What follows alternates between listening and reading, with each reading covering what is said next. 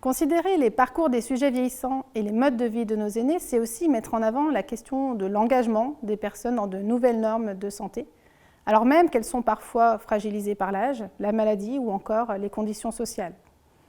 Ainsi, comment agir sur les déterminants de santé? Comment favoriser le mieux vieillir? Plus précisément, comment inscrire nos aînés dans de nouvelles habitudes de vie qui dépassent le simple fait de bien manger ou encore de bouger mieux? Plus concrètement, comment engager nos aînés dans des actions de prévention et comment les rendre acteurs de leur santé?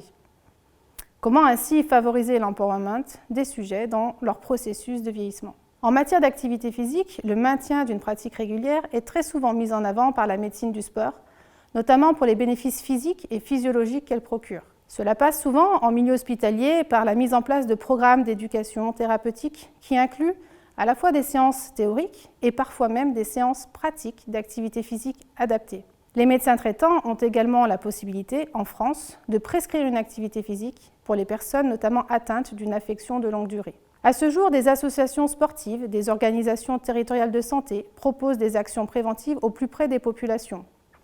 L'objectif est notamment de remettre en mouvement la personne, qui est initialement sédentaire, en l'accompagnant par l'organisation d'ateliers ou de cycles de pratique, adaptés à leurs conditions et à leur aptitude. Ces campagnes de promotion et de sensibilisation à la pratique d'activité physique à destination des seniors ont également pour objectif de lutter contre la sédentarité, de favoriser toute forme d'activité physique. Alors notamment la mobilité active, qui consiste par exemple à privilégier la marche au transport en commun, les pratiques physiques du quotidien, telles que le jardinage par exemple, l'adaptation des pratiques dites traditionnelles.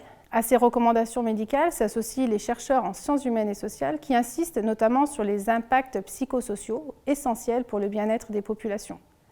Avec l'avancée en âge et les problématiques associées, la baisse des capacités, le déclin cognitif ou encore l'isolement social, la question des conditions de pratique, des environnements et des stratégies motivationnelles sont centrales. Informer sur les bénéfices de l'activité physique, orienter vers les dispositifs ne suffisent généralement pas. Comment ainsi motiver les personnes les plus éloignées de toute forme de pratique physique? Les chercheurs en sciences humaines et sociales sont alors en mesure d'identifier les facteurs favorables à l'engagement dans une pratique d'activité physique au regard de l'analyse des publics, de l'analyse des environnements et des contextes de vie. Elles contribuent également à l'évaluation de l'impact des actions sur la santé et la qualité de vie des bénéficiaires et participent ainsi à l'amélioration continue de l'offre existante en matière de prévention. Ce webinaire propose de mettre en lumière quelques expérimentations innovantes, révélatrices d'un dynamisme collectif et pluridisciplinaire. Dans le cadre de ces recherches interventionnelles présentées, les sciences humaines et sociales occupent une place centrale quant à la compréhension des besoins et l'identification des attentes des acteurs, des personnes vieillissantes, des aidants et ou des professionnels. Les stratégies adoptées en matière d'orientation vers des séances collectives de prévention rendent compte de l'expérience des patients, des freins et leviers à la pratique d'une activité physique, à l'image par exemple de stratégies innovantes basées sur le marketing en santé ou encore sur le concept de pair et danse. Enfin, les usages des nouvelles technologies qui, à travers l'intelligence artificielle, favorisent le maintien de la pratique physique, ne peuvent faire l'économie de l'apport des SHS, notamment dans les études d'acceptabilité et de l'utilité perçue. La place accordée à la personne vieillissante dans le processus d'innovation est centrale.